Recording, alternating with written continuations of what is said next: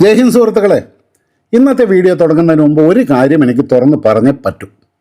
അമേരിക്കയും ഇസ്രായേലും ഇറാനെതിരെ സൈനിക നടപടി ആരംഭിച്ചപ്പോൾ മാർച്ച് മാസത്തിൽ തന്നെ ഞാൻ അതേപ്പറ്റി 2 വീഡിയോകൾ ചെയ്തിട്ടുണ്ടായിരുന്നു. അന്ന് ഞാൻ പറഞ്ഞത് അമേരിക്ക ഇറാനെതിരെ ഓടുന്നത് ഒരു 100 മീറ്റർ സ്പ്രിൻ്റാണ്, പക്ഷേ ഇറാൻ തയ്യാറെടുത്തിരിക്കുന്നത് ഒരു മാരത്തോൺ ഓടാനാണ്. അമേരിക്കയുടെ പദ്ധതി അന്നേ വ്യക്തമായിരുന്നു. ആദ്യഘട്ടത്തിൽ അതിശക്തമായ ആക്രമണം നടത്തുക, ഇറാൻ്റെ വ്യോമ പ്രതിരോധവും മിസൈൽ കേന്ദ്രങ്ങളും തകർക്കുക, ഇറാൻ നേതൃത്വത്തെ സമ്മർദ്ദത്തിലാക്കുക, അവിടെ ഒരു റെജീം ചേഞ്ച് കൊണ്ടുവരിക, ഏതാനും ദിവസങ്ങൾക്കുള്ളിൽ ഇറാനെ മുട്ടുകുത്തിക്കുക. പക്ഷേ ആദ്യത്തെ ആക്രമണം ഇറാൻ അതിജീവിച്ചാൽ യുദ്ധത്തിൻ്റെ സ്വഭാവം മാറും എന്ന് ഞാൻ അന്നേ പറഞ്ഞിട്ടുണ്ടായിരുന്നു. പിന്നീട് നമ്മൾ കണ്ടത് സാങ്കേതികവിദ്യയുടെ മത്സരം മാത്രമായിരുന്നില്ല. ആർക്കാണ് കൂടുതൽ ആയുധം, ആർക്കാണ് കൂടുതൽ കാലം നഷ്ടം സഹിക്കാൻ കഴിയുക, വില കുറഞ്ഞ ആയുധങ്ങളിലൂടെ ആരാണ് എതിരാളിയുടെ വില കൂടിയ ആയുധങ്ങൾ തീർക്കുക, യുദ്ധത്തിൻ്റെ സാമ്പത്തിക ആഘാതം ആരാണ് ലോകത്ത് മുഴുവൻ വ്യാപിപ്പിക്കുക, ഇതായിരുന്നു യഥാർത്ഥ മത്സരം. പക്ഷേ അന്ന് എൻ്റെ ആ വിലയിരുത്തൽ പലർക്കും ഇഷ്ടപ്പെട്ടില്ല. അമേരിക്കയെ കുറച്ച് കാണിക്കുന്നു എന്ന് ഒരുപാട് പേര് ക്രിട്ടിസൈസ് ചെയ്തു. ഇറാനെ ഉയർത്തിപ്പിടിക്കുന്നു എന്ന് മറ്റു ചിലർ ചാനൽ പോലും അൺസബ്സ്ക്രൈബ് ചെയ്ത് പോയി. പക്ഷേ ഇന്ന് സംഭവിച്ചതോ? അമേരിക്ക വാഗ്ദാനം ചെയ്ത അതിവേഗ വിജയമുണ്ടായില്ല, ഇറാൻ കീഴടങ്ങിയില്ല, ഭരണകൂടം തകർന്നില്ല, റെജീം ചേഞ്ച് നടന്നില്ല, ഇറാൻ്റെ തിരിച്ചടി ശേഷി പൂർണ്ണമായിട്ടും ഇല്ലാതെയുമായില്ല. വലിയ ആക്രമണം തുടർന്നാൽ സ്വന്തം മിസൈൽ ശേഖരം അപകടത്തിലാകും എന്ന് അമേരിക്കയ്ക്ക് തിരിച്ചറിയേണ്ടതായിട്ട് വന്നു. ഒടുവിൽ ആക്രമണം നിയന്ത്രിച്ച് ചർച്ചകളിലേക്കും പിന്മാറ്റത്തിലേക്കും പോകേണ്ടതായിട്ടും അമേരിക്കയ്ക്ക് വന്നു. ഇത് അമേരിക്കയുടെ വിജയമല്ല, ഇത് അമേരിക്കയുടെ തന്ത്രപരമായ പരാജയമാണ്. ഇറാൻ്റെ ആയുധം തീർക്കാൻ വന്ന അമേരിക്കയ്ക്ക് സ്വന്തം ആയുധം കുറഞ്ഞപ്പോൾ പിൻവാങ്ങേണ്ടതായിട്ട് വന്നു. സുഹൃത്തുക്കളെ നമസ്കാരം. രഘുനാഥ് ചൈതന്യ ഡിഫൻസ് ആൻഡ് ജിയോ പൊളിറ്റിക്സിൻ്റെ ഒരു ജിയോ പൊളിറ്റിക്കൽ അനലിറ്റിക്കൽ വീഡിയോയിലേക്ക് സ്വാഗതം. അമേരിക്കയ്ക്ക് ഇറാനെ ആക്രമിക്കാനായില്ല എന്ന് ചോദിച്ചാൽ തീർച്ചയായിട്ടും സാധിച്ചു. അമേരിക്കൻ വ്യോമസേനയ്ക്കും നാവികസേനയ്ക്കും ഇന്നും അതിശക്തമായ ആക്രമണ ശേഷിയുണ്ട്. ഇറാനിലെ നിരവധി കേന്ദ്രങ്ങൾ ആക്രമിക്കാനും നശിപ്പിക്കാനും അമേരിക്കയ്ക്ക് കഴിഞ്ഞു. പക്ഷേ യുദ്ധത്തിലെ പ്രധാന സത്യം ഇതാണ്: ലക്ഷ്യങ്ങൾ തകർക്കുന്നത് മാത്രമല്ല വിജയം, യുദ്ധത്തിൻ്റെ രാഷ്ട്രീയ ലക്ഷ്യം നേടുന്നതാണ് യഥാർത്ഥ വിജയം. ഓപ്പറേഷൻ സിന്ദൂറിൽ ഇന്ത്യ യുദ്ധത്തിൻ്റെ രാഷ്ട്രീയ ലക്ഷ്യം നേടിയതുപോലെ അമേരിക്കയുടെ ലക്ഷ്യങ്ങൾ എന്തായിരുന്നു? ഭരണകൂടത്തെ തകർക്കുക അല്ലെങ്കിൽ ദുർബലമാക്കുക, അതുവഴി ഒരു റെജീം ചേഞ്ച് കൊണ്ടുവരിക, ഇറാൻ്റെ സൈനിക ശേഷിയെ നിർണായകമായിട്ട് ഇല്ലാതെയാക്കുക, അമേരിക്കയുടെ നിബന്ധനകളിൽ യുദ്ധം അവസാനിപ്പിക്കുക. ഇതിലേതാണ് നടന്നത്? ഇറാൻ ഇപ്പോഴും തിരിച്ചടിക്കുമെന്നാണ് ഭീഷണിപ്പെടുത്തുന്നത്.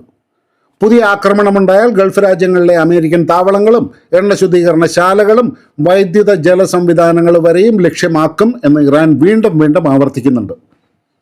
ഈ ഭീഷണിയെ തുടർന്ന് സൗദി അറേബ്യ, ഖത്തർ, ഒമാൻ തുടങ്ങിയ രാജ്യങ്ങൾ അമേരിക്കയോട് ആക്രമണം ഒഴിവാക്കി ചർച്ചകളിലേക്ക് മടങ്ങാനാണ് ആവശ്യപ്പെട്ടത്. അതായത് യുദ്ധത്തിൻ്റെ അവസാന ഘട്ടം അമേരിക്ക ഒറ്റയ്ക്ക് തീരുമാനിച്ചതല്ല. ഇറാൻ്റെ ഭീഷണി, ഗൾഫ് രാജ്യങ്ങളുടെ ഭയം, അമേരിക്കയുടെ ആയുധക്ഷാമം ഇവ ചേർന്നാണ് തീരുമാനം നിർബന്ധിതമാക്കിയത്. ഈ യുദ്ധത്തെ നമ്മൾ കാര്യമായിട്ടൊന്ന് വിശകലനം ചെയ്താൽ ഒരുപാട് മേഖലകളിൽ അമേരിക്ക പരാജയപ്പെട്ടു എന്ന് നമുക്ക് കാണാനായിട്ട് സാധിക്കും. ഇതാണ് അമേരിക്കയുടെ ആദ്യത്തെ തെറ്റ്. ഇറാനെ ഒരു സാധാരണ സൈനിക എതിരാളിയായിട്ട് കണ്ടു. ഇറാൻ അമേരിക്കയെ നേരിട്ട് തോൽപ്പിക്കാൻ ശ്രമിച്ചില്ലല്ലോ. പകരം അമേരിക്കയുടെ വലിയ ദൗർബല്യം തിരിച്ചറിഞ്ഞു. അമേരിക്കൻ സൈന്യം ശക്തമാണ്, പക്ഷേ ആ ശക്തി ലോകത്തിൻ്റെ പല ഭാഗങ്ങളിലായിട്ട് വിഭജിച്ച് കിടക്കുന്നു. യൂറോപ്പിൽ റഷ്യയെ തടയണം, യുക്രൈനെ സഹായിക്കണം, ഇസ്രായേലിനെ സംരക്ഷിക്കണം, മിഡിൽ ഈസ്റ്റേൺ രാജ്യങ്ങളെ സംരക്ഷിക്കണം, കൊറിയൻ ഉപദ്വീപിൽ സാന്നിധ്യം നിലനിർത്തണം, പസഫിക്കിൽ ചൈനയെ നേരിടാനായിട്ട് ആയുധം സൂക്ഷിക്കണം. ഇതിനിടയിൽ ഇറാനെതിരെ മാസങ്ങളോളം വില കൂടിയ മിസൈലുകൾ ചെലവഴിച്ചാൽ അമേരിക്കയുടെ ആഗോള സൈനിക ശേഷിയിൽ വലിയൊരു വിടവുണ്ടാവും. അമേരിക്ക സത്യത്തിൽ ഏതാനും ദിവസത്തെ യുദ്ധം മാത്രമാണ് പ്രതീക്ഷിച്ചത്. പക്ഷേ യുദ്ധം നീണ്ടതോടെ അമേരിക്കയുടെ ATACMSകൾ, പ്രിസിഷൻ സ്ട്രൈക്ക് മിസൈലുകൾ പോലെയുള്ള ദീർഘദൂര ആയുധങ്ങളുടെ ശേഖരം വലിയ തോതിൽ കുറഞ്ഞു. ടോമാഹോക്ക് ശേഖരത്തിൻ്റെ വലിയൊരു ഭാഗം തന്നെ ചെലവായി. ഇതാണ് സ്പ്രിൻറ്റിനും മാരത്തോണിനും ഇടയിലുള്ള വ്യത്യാസം.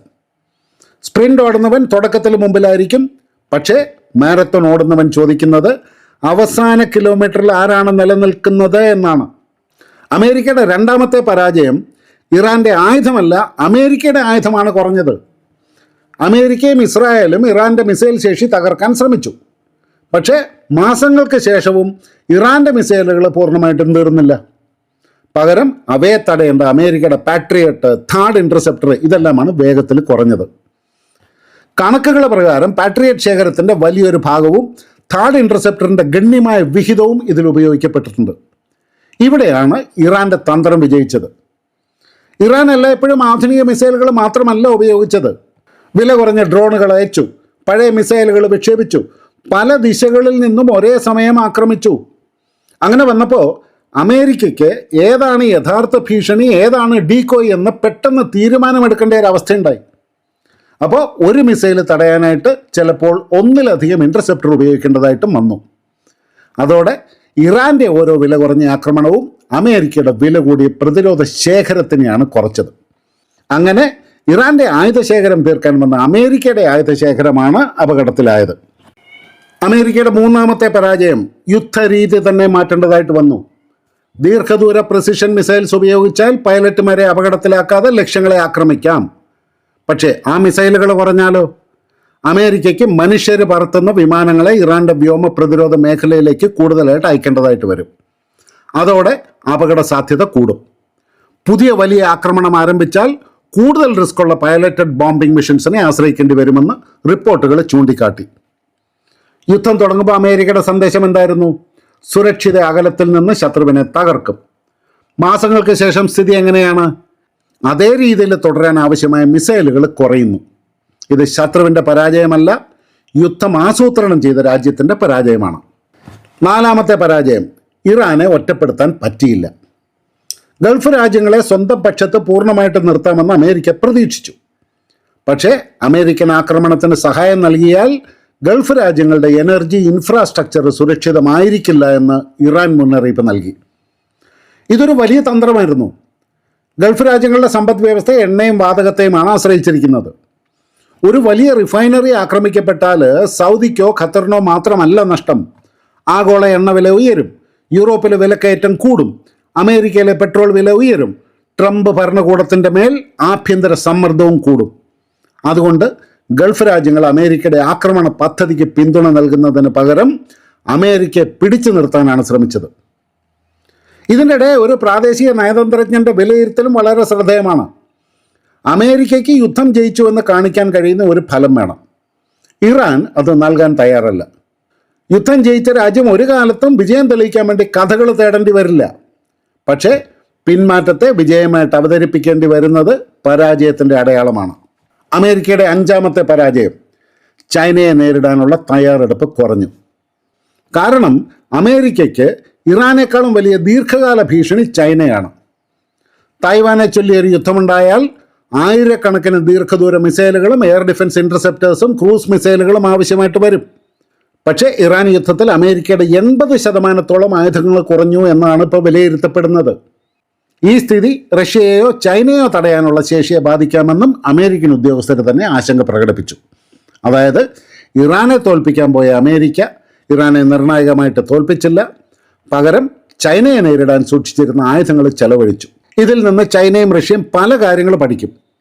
അമേരിക്കയുടെ പ്രൊഡക്ഷൻ റേറ്റ് എത്ര ദിവസം യുദ്ധം ചെയ്താൽ ഇൻ്റർസെപ്റ്റർ ഷോർട്ടേജ് ഉണ്ടാകും, ഏതായുധമാണ് ആദ്യം തീരുന്നത്, സഖ്യരാജ്യങ്ങൾ എത്ര കാലം കൂടെ നിൽക്കും, ഇതെല്ലാം ചൈനയ്ക്ക് സൗജന്യമായിട്ട് ലഭിച്ച യുദ്ധപാഠമാണ്. ആറാമത്തെ പരാജയം, അമേരിക്കയുടെ ഭയപ്പെടുത്തുന്ന പ്രതിച്ഛായ, അതായത് ലോക പോലീസ് എന്ന പ്രതിച്ഛായ തകർന്ന് തരിപ്പണമായി. അമേരിക്കയുടെ ഏറ്റവും വലിയ ആയുധം ന്യൂക്ലിയർ ബോംബല്ല, എയർക്രാഫ്റ്റ് കാരിയർ അല്ല, F-35 പോലുമല്ല, അവരുടെ റെപ്യൂട്ടേഷനാണ്. അമേരിക്കയെ ആക്രമിച്ചാൽ ഒരു രാജ്യത്തിനും എതിർത്ത് നിൽക്കാൻ കഴിയില്ല എന്ന ഭയം. പക്ഷേ ഇറാൻ കാണിച്ചത് മറ്റൊന്നാണ്. ഇറാൻ്റെ മിലിറ്ററി ഇൻഫ്രാസ്ട്രക്ചറിന് കനത്ത നാശമുണ്ടായിട്ടുണ്ട്. പക്ഷേ അമേരിക്കയുടെ ഇൻവിൻസിബിലിറ്റി ഇമേജിനും നാശമുണ്ടായി. അതുവഴി ലോകം കണ്ട സന്ദേശം, അമേരിക്കയ്ക്ക് യുദ്ധം ആരംഭിക്കാം, പക്ഷേ യുദ്ധം എപ്പോൾ അവസാനിപ്പിക്കണമെന്ന് അമേരിക്കയ്ക്ക് ഒറ്റയ്ക്ക് തീരുമാനിക്കാനാവില്ല. അപ്പോൾ ഇറാൻ ജയിച്ചോ? ഇല്ല. അമേരിക്കൻ സൈന്യത്തെ തകർത്തിട്ടില്ല. അമേരിക്കയെ മുഴുവൻ മിഡിൽ ഈസ്റ്റിൽ നിന്ന് പുറത്താക്കിയിട്ടില്ല. ഇറാനും വലിയ നഷ്ടം സംഭവിക്കുകയും ചെയ്തു. പക്ഷേ ഒരു ചെറിയ ശക്തി മഹാശക്തിയെ നേരിടുമ്പോൾ വിജയം വേറൊരു രീതിയിലാണ് അളക്കുന്നത്. ഇറാൻ്റെ ലക്ഷ്യം അമേരിക്കയെ കീഴടക്കുക ആയിരുന്നില്ല. അമേരിക്കയുടെ ലക്ഷ്യം നേടുന്നത് തടയുക എന്നുള്ളതായിരുന്നു. ഇറാൻ കീഴടങ്ങിയില്ല. ഇറാൻ്റെ ഭരണകൂടം നിലനിന്നു. ഇറാൻ്റെ തിരിച്ചടി ശേഷി നിലനിർത്തി. ഹോർമോസിലേക്കുള്ള സമ്മർദ്ദം തുടർന്നു. ഗൾഫ് രാജ്യങ്ങളെ അമേരിക്കയെ നിയന്ത്രിക്കാനായിട്ട് നിർബന്ധിച്ചു. അമേരിക്കയുടെ ആയുധ ശേഖരത്തെ സമ്മർദ്ദത്തിലാക്കി. അമേരിക്കയെ ചർച്ചകളിലേക്കും ആക്രമണം റദ്ദാക്കുന്നതിലേക്കും തള്ളി. അതുകൊണ്ട് തന്ത്രപരമായിട്ട് നോക്കിയാൽ ഇറാൻ സർവൈവൽ ഒബ്ജക്റ്റീവ് നേടി. അമേരിക്ക ഒരു ഡിസിസീവ് വിക്ടറി ഒബ്ജക്റ്റീവ് നേടിയിട്ടില്ല. അതുകൊണ്ട് ഇത് ഇറാൻ്റെ സർവൈവൽ വിക്ടറിയും അമേരിക്കയുടെ ഒരു സ്ട്രാറ്റജിക് ഫെയിലിയറുമാണ്. സുഹൃത്തുക്കളെ, അന്ന് ഞാൻ പറഞ്ഞപ്പോൾ ആരും വിശ്വസിച്ചില്ല. ചിലർ അൺസബ്സ്ക്രൈബ് ചെയ്തു. എന്നാൽ സത്യസന്ധമായ പ്രതിരോധ വിശകലനം എന്നത് കാണികൾ കേൾക്കാൻ ആഗ്രഹിക്കുന്നത് പറയുന്നതല്ല. മിസൈൽ ശേഖരം, വ്യവസായ ഉൽപ്പാദനം, supply chain, geography, political pressure, economic cost, ഇതെല്ലാം പരിശോധിച്ച് സംഭവിക്കാൻ സാധ്യതയുള്ളത് എന്താണ് എന്ന് പറയുകയാണ്. അമേരിക്ക സ്പ്രിൻ്റ് ഓടി. ആദ്യ ദിവസങ്ങളിൽ വലിയ വേഗം കാണിച്ചു. ഇറാൻ മാരത്തോൺ ഓടി. ആദ്യത്തെ ആക്രമണം സഹിച്ചു. യുദ്ധം നീട്ടി. അമേരിക്കയുടെ വില കൂടിയ ആയുധങ്ങൾ ചെലവാക്കിപ്പിച്ചു. ഗൾഫ് രാജ്യങ്ങളെ ഭയപ്പെടുത്തി. എണ്ണ വിതരണത്തെ സമ്മർദ്ദത്തിലാക്കി. അമേരിക്കയുടെ മറ്റിടങ്ങളിലെ സൈനിക തയ്യാറെടുപ്പിനെ അപകടത്തിലാക്കി. ഒടുവിൽ അമേരിക്കയ്ക്ക് മുമ്പിൽ 2 വഴികളായിരുന്നു. ഒന്നുകിൽ കൂടുതൽ വലിയ യുദ്ധത്തിലേക്ക് ഇറങ്ങി ഗൾഫ് മുഴുവൻ അപകടത്തിലാക്കുക, അല്ലെങ്കിൽ പിൻവാങ്ങി ചർച്ചയിലേക്ക് പോവുക. അമേരിക്ക 2ാമത്തെ വഴി തിരഞ്ഞെടുത്തു. അതിന് ഓപ്പറേഷണൽ പോസ് എന്ന് പറയാം, ഡിപ്ലോമാറ്റിക് ഓപ്പണിംഗ് എന്ന് പറയാം, സ്ട്രാറ്റജിക് റീകാലിബ്രേഷൻ എന്നും പറയാം. പക്ഷേ സത്യം ലളിതമാണ്. ഇറാനെ മുട്ടുകുത്തിക്കാനെത്തിയ അമേരിക്കയ്ക്ക് സ്വന്തം കണക്കുകൾ മാറ്റി പിൻവാങ്ങേണ്ടതായിട്ട് വന്നു. അതാണ് അമേരിക്കയുടെ പരാജയം. അതാണ് ഇറാൻ്റെ മാരത്തോൺ സ്ട്രാറ്റജിയുടെ വിജയം. അതാണ് ഞാൻ മുമ്പ് പറഞ്ഞ പ്രവചനം ശരിയായിട്ട് തെളിഞ്ഞത്.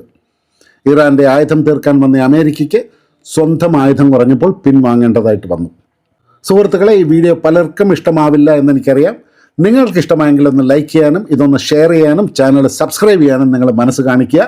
വീണ്ടും മറ്റൊരു വീഡിയോയുമായിട്ട് കണ്ടുമുട്ടാം. അതുവരെ എല്ലാവർക്കും നന്ദി, നമസ്കാരം. ജയ് ഹിന്ദ്. ഭാരത് മാതാ കി ജയ്.